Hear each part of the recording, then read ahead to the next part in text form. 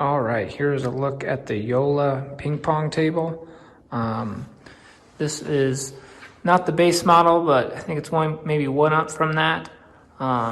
Very nice table.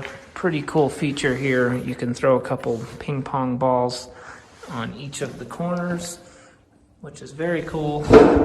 And obviously, as you can see here, this thing folds up and can be stored away very easily, and can be rolled around on these wheels.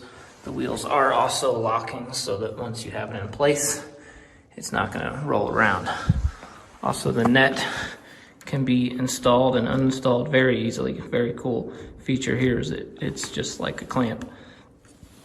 So I love that about this as well. This has also been here in this rec hall for a couple years and has withstood, you know, what you're gonna see when you have a bunch of kids in here, and it's still holding up pretty well. Looks like we got a ding in there right there, but the table itself still nice and flat. No marks on it from like drinks being set down or anything like that. It's withstood pretty well here. So just a nice little look at this Joola table. Played on it many times. Definitely recommend.